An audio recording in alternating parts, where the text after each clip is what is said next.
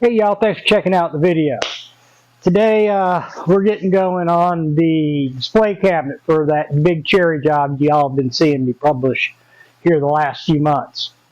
This one is pretty intricate. You know, if it was just a set of shelves, which, you know, it looks like on the drawing that you'll see shortly, it'd be easy peasy lemon squeezy, knock it out real quick. But it's got an electronic fireplace built into it, and it's got lights everywhere and different styles of lights. I got string lights, I got spotlights, and then there's the fireplace. And I got to provide ways of putting the wiring into it and of being able to disassemble it from the shop, ship it, and reassemble it with, you know, really almost no gaps in there anywhere. I have to make all the gaps inside the plywood, which I'll show y'all how I'm going to do that. So with that, let's get started. This is going to be a fun one. I'm really looking forward to building this.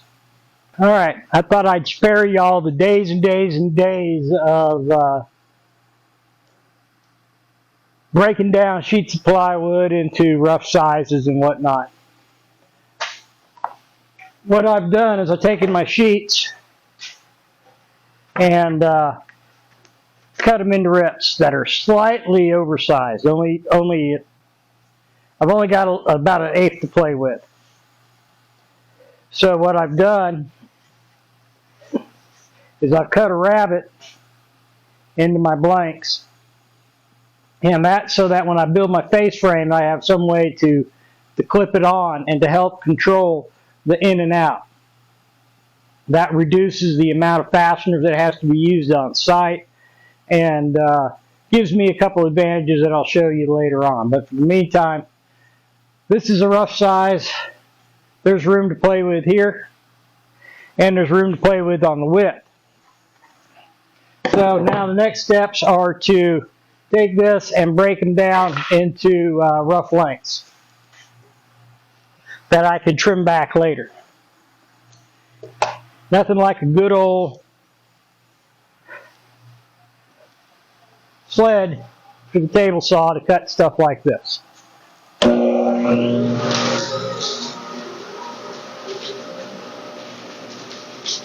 One of the things that I do to help me with stuff like this is I have this table which is set up to the same height as my table saw, and then when I have the sled on here, put a couple pieces of 3/4 out,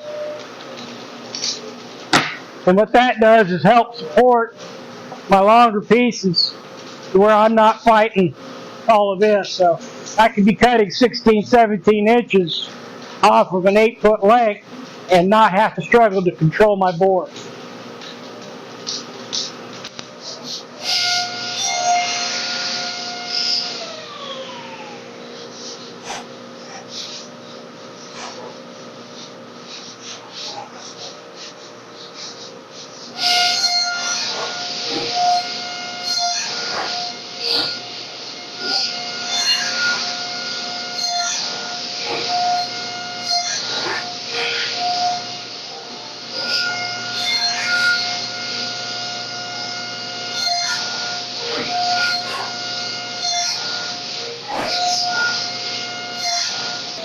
I didn't like that one.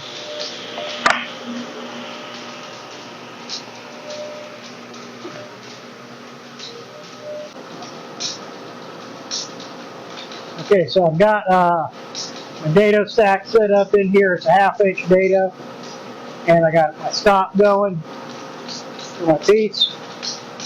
And what I want to do is I want to make sure that I have plenty of room side to side so that my glue squeeze out won't obstruct this dado. This dado is going to be my wire chase. So what I did is, like I said, I got a 1/2 inch dado stack. You can see my pencil mark right here, and I made sure that my pencil mark is just inside the right hand side of the dado stack. Kind of see it there. And then what I can do is I can run it once, turn it around, run it again. Now I know I have my my trench cut in the exact center of the board with plenty of space to keep everything in place. Well, plenty of space to make sure that the glue doesn't obstruct the chase for the wire.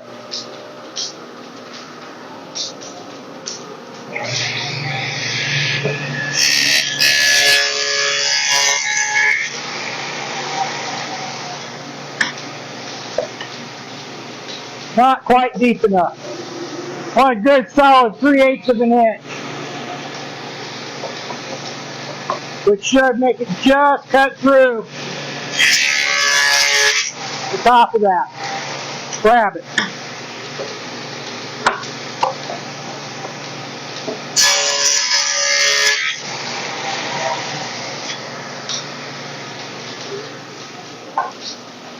And there we go.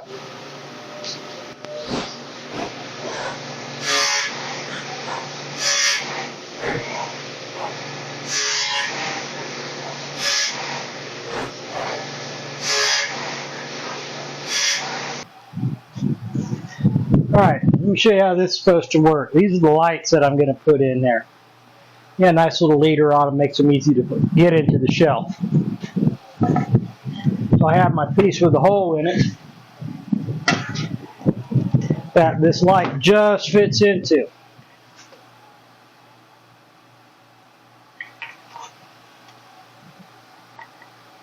That kind of snaps in, which is what I wanted. I wanted it slightly snug to where whenever I go to final assemble this, I can put a little drop of super glue on here, push it home, it'll stay, it won't fall out. This is why I made my dado so wide. You can see the back of the light just protrudes out of the top of that. So my dado pieces sit right on top. I got them offset so you can kind of see how I left plenty of room in there for that to be able to be in there. Now also, the other part of that is I got to be able to fish my wire out of the back. So by having this plenty wide, I go around the back side of the light, and at the same time I ensure that any glue squeeze out probably won't be enough to block my hole so that I can fish my wires through later. That's also why I wanted to make sure that this cut all the way through here, just so that there's all kinds of room where if I have to, I can poke a stick in there to help push the wires. But I plan on trying to use a vacuum. I'll show you that. It's a trick I learned from an electrician one time. So now, a little bit of epoxy and into the vacuum bag.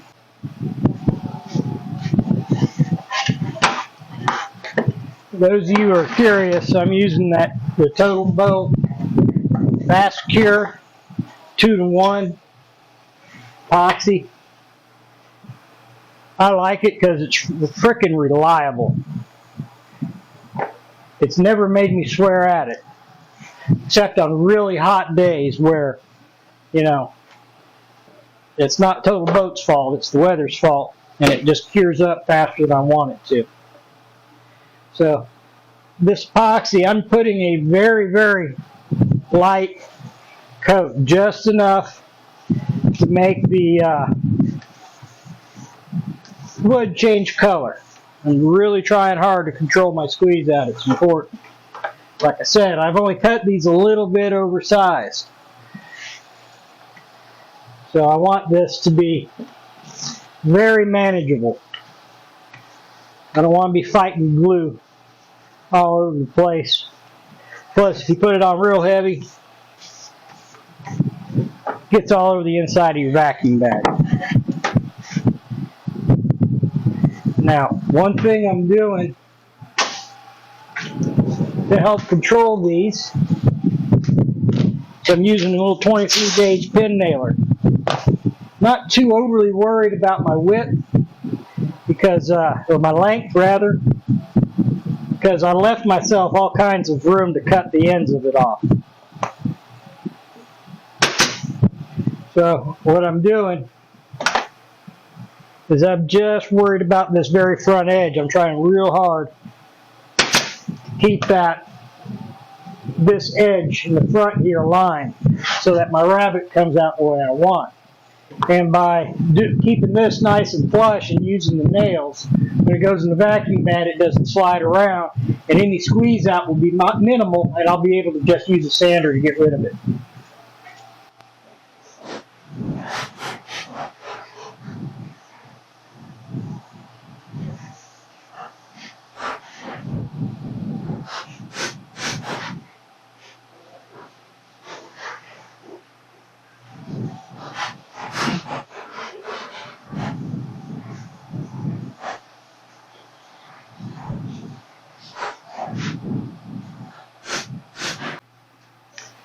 Just thought I'd show you all this because I always thought these things are just the coolest thing. You see, I got my pump all hooked up here, and the way this works, that little pump just sucks all the air out of it, and it's the weight of the atmosphere getting onto these things that just pulls it down and pulls them together and gets them perfectly flat. I always just thought that's the neatest thing to watch. Watch it just suck it all down. And it gets it pretty tight. I mean, there is no gap here. And a little bit of the glue will squeeze out of the joint here, but it'll be pretty minimal. This is what days and days of cutting parts looks like. And running them through the vacuum bag and gluing them together, various sizes. So now I get to go through all of these, because this is the end of the glue ups. This is hopefully, if I don't screw anything up, this is the last of it. So now I get to start cutting my dovetail joints in the ends of all of these to make it to where I can start assembling this thing. So I got to go through all of them after this and cut them down and start cutting dovetails. All right, here's the process of these shelves. These are my blanks. Get one.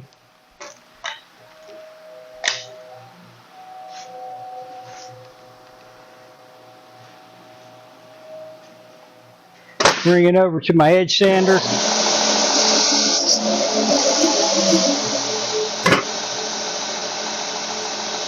All I'm trying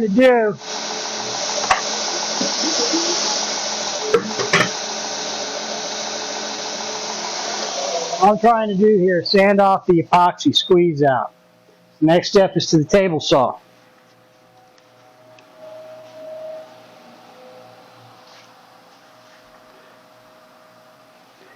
I have the table saw set already. Well, all I got to do is turn it on and run it through, and I'm just shaving a little bit off of the back.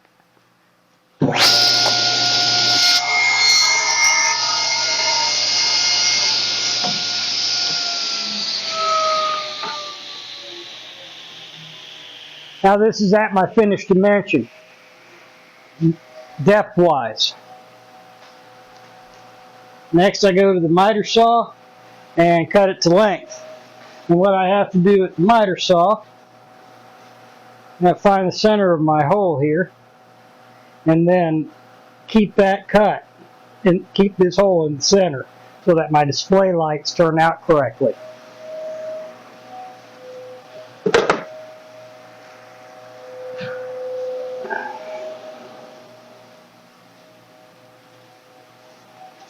Never fails. I need my tape measure. I always left it over there.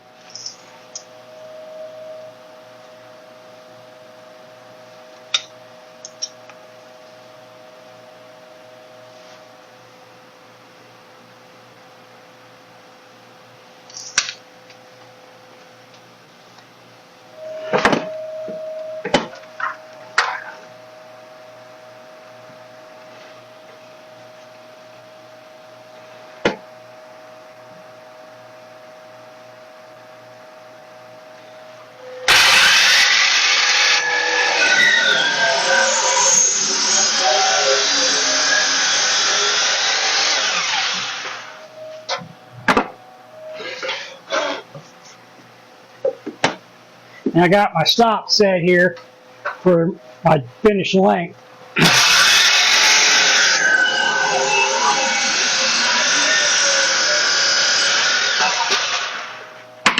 I'm not too worried about tear out on this because it's going to get cut again.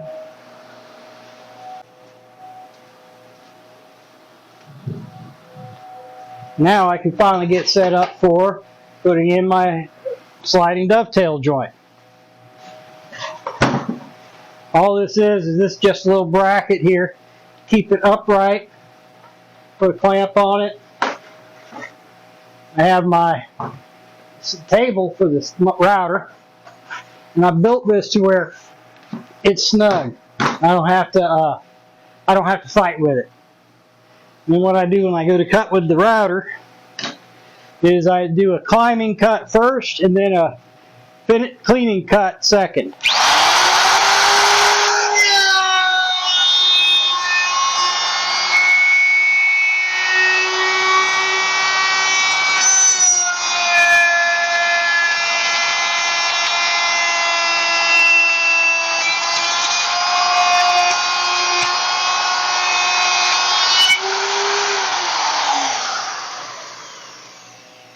The reason I do the climb cut is to ensure against blowout on the veneer. You can see, I don't know how well you can see that, but it's dovetail shape. As you could hear it was tearing out.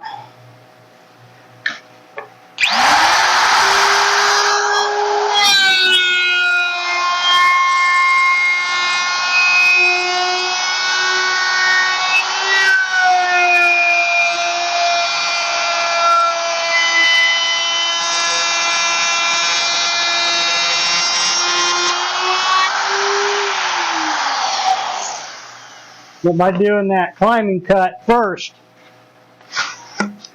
it cuts the veneer to where if any of this body is chunking out, the veneer is already gone and it can't grab a piece of it and pull it off.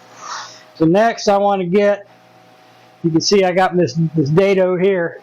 I want to cut that off, the top of this dovetail off so it doesn't interfere with my face frame.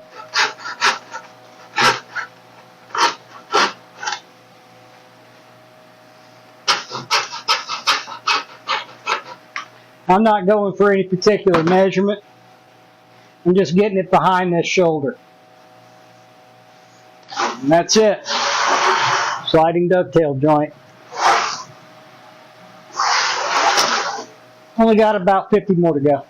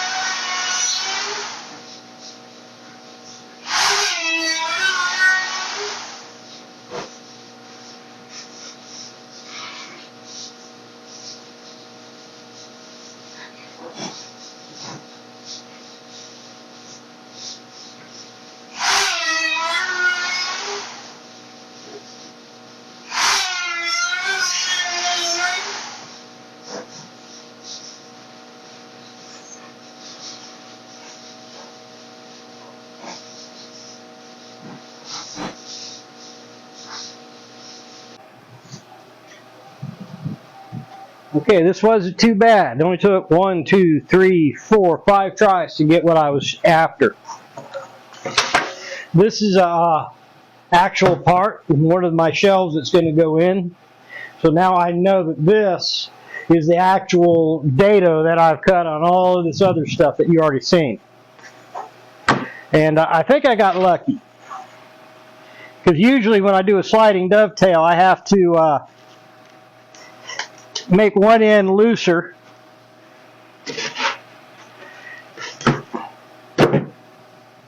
and to make one end looser, one end tight to get it to where I can put it in. But as you saw, I didn't have to do that. That just slid right in. Bring you in a little closer, and it's a good light. It shoulders up real nice. I got no gaps in my joints here. So I'm pretty good. It doesn't feel wobbly or wiggly inside the joint. So that's going to be good, because now I could put just run a bead of glue down this thing inside the dovetail socket. Inside the dovetail socket. There we go. And that'll go good. I don't want this to be so snug that I got to sit here with a hammer and beat it in. You know, I could slide it most of the way, maybe get a dead blow or rubber mallet and tap it into where it's seated, where I wanted. But because this stuff's all good, it's going to be too big. So I want to pre-finish all of this. This cabinet's going to be just a little under 17 feet long and right at 12 feet tall. So I'm trying to make things in a way that, you know, I work by myself, so I got to be able to handle this stuff as I go through the process. So all of these parts are going to get pre-finished and then assembled. Probably for me, the easiest way to do this is going to be to do all my plywood parts, assemble the box, and then start working on the face frame to cover my edging on this rabbet that I have cut right here. And that's just the way I can control everything a little bit better. If I have the whole thing built, and then I put build my face frames and make it to where I can pop my face frame off, finish that, glue the face frames on after I've pre-finished everything, that minimizes my overspray. That's my other concern with this thing. A lot of these cubby holes are pretty small, and it's difficult to control the overspray in those situations. So just make it as easy as possible. Make it to where it's removable for temporarily, assemble everything, take it off, finish it, stain, top coat, glue it on.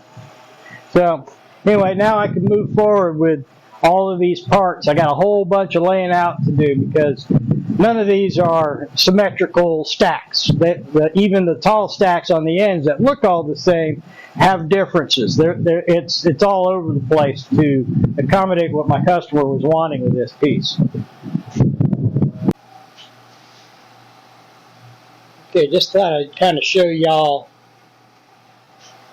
some of this stuff here. I've got, these are the two top shelves in the center and the top and bottom floors.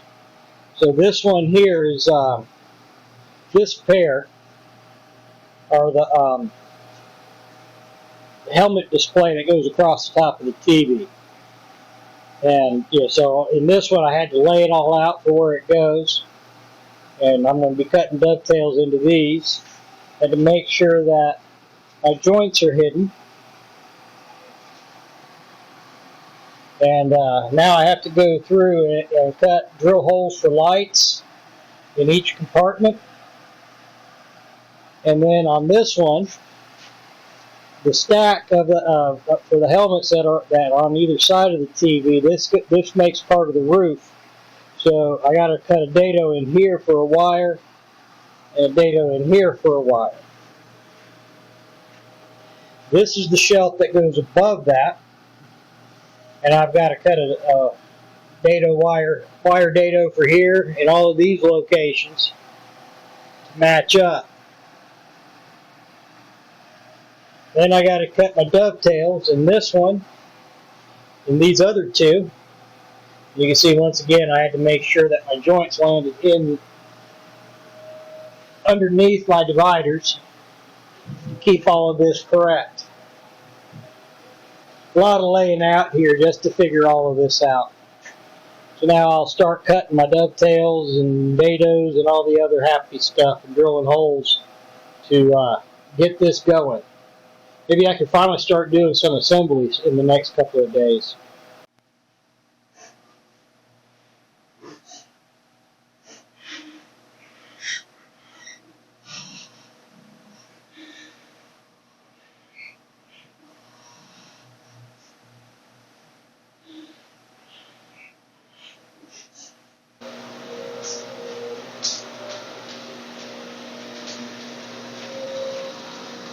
I see a lot of folks talk about how dangerous it is to do a wide crosscut like this, but with a little bit of forethought, it's not dangerous at all.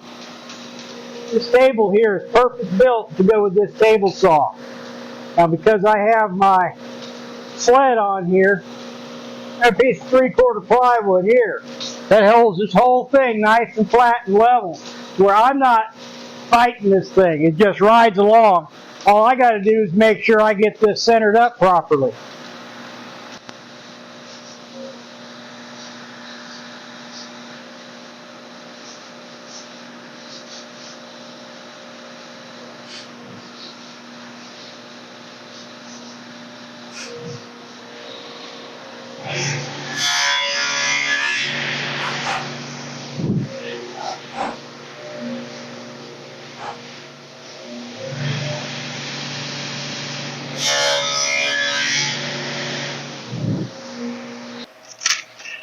Alright, just thought I'd show y'all what I'm trying to do here.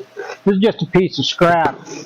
What I've done is this is the trench that I cut in the other parts for the wire for the little spotlight for the helmet display.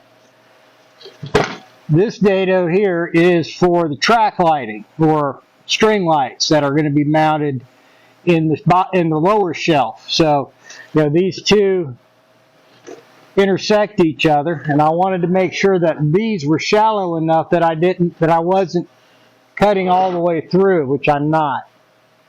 And I wanted to make sure that I get this deep enough that I can put this in. This is the track, and the diffuser is just an extruded aluminum with a diffuser on the top of it. Little milky white plastic. So I've got it in there to make sure with the square that it's not above, it's actually just at the square left a little mark on there, which is perfect. That's what I want.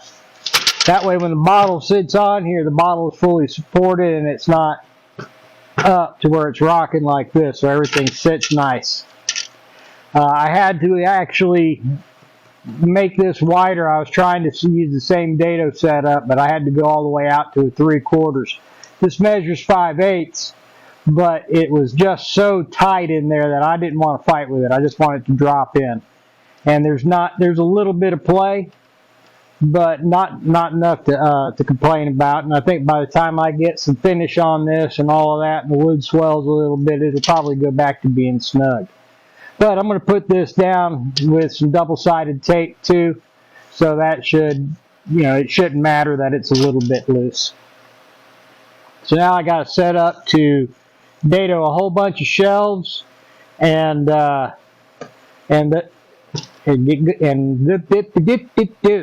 get set up so that I can dado a whole bunch of shelves.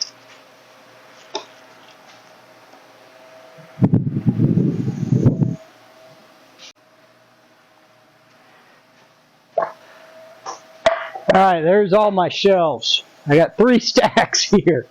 This is a total of 32 shelves to make the liquor display area. I think this guy likes his booze. I'm not sure. I asked him if he was from Louisiana because he's got liquor everywhere in his house. And he says, no, he's an Alabama boy. So I guess he's got some moonshiner roots or something in his history.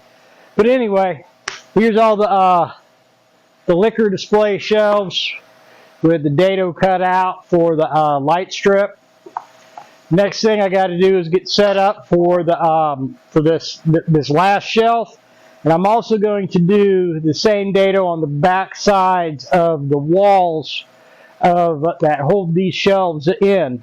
The reason I want to do that is so that I have a place to run the wires, because the way this is going to end up going is the wire is going to make a serpentine through it. So it's like the wire will come in on this side, go through, then go up to the next shelf, and then go up and over, and that's how my circuit is going to be run in there.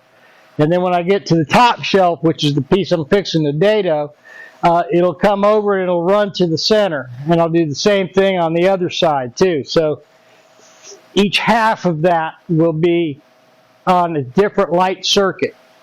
It'll have a separate controller and stuff like that. So anyway, that's this. I'll get set up for the next stage. Just kind of wanted to show you the scale of this project a little bit. 32 shelves. This is nuts.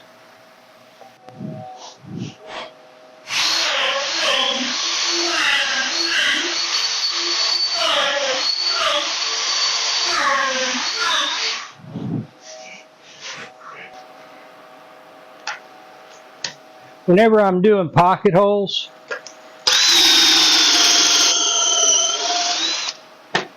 I always try to cut my pockets into my larger, heavier piece, because that's the one that's not going to move on me much.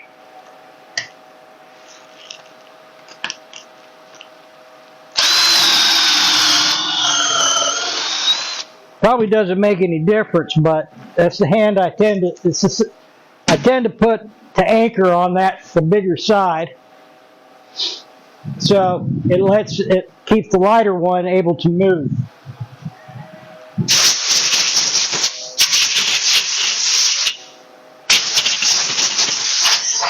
Something I do that probably doesn't matter, but it makes me sleep better at night.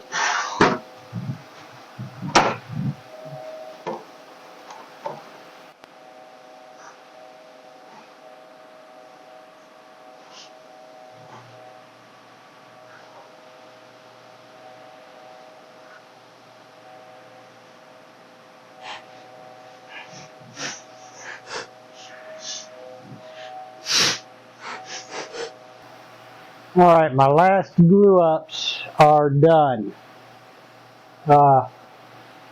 This has been a fun adventure here.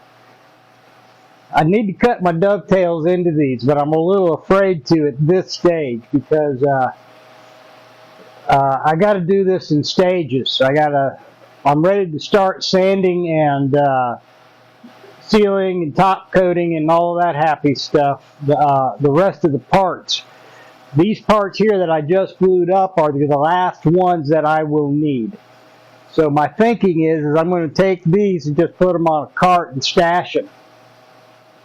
And bring them in when I'm ready to do them, because these are the last ones that I will assemble. So in order to preserve the integrity of these joints, I think I'm just going to set these aside. So what's up now is a lot of sanding, because I've got all my other parts dadoed and dovetailed and labeled out. So I'm going to go ahead and do those parts first, because it's the center of it, and this thing builds from the inside out. So I guess that's going to do it for this video. I just wanted to show the machining process for all of this stuff to make it to where I can build this thing to sustain a lot of weight, not bow and do any of the ugly, nasty stuff that nobody likes. And then at the same time be able to put lights into it. So on the next one you'll see the assembly, and I'll do all the lighting for it too, along with the face frame, because the face frame I'm doing separately as well. This is quite the ordeal to build this thing. So anyway, thanks for watching. I hope you got something out of it that you could use. Like and subscribe and all that other fun stuff. And I'll see y'all in a week or so.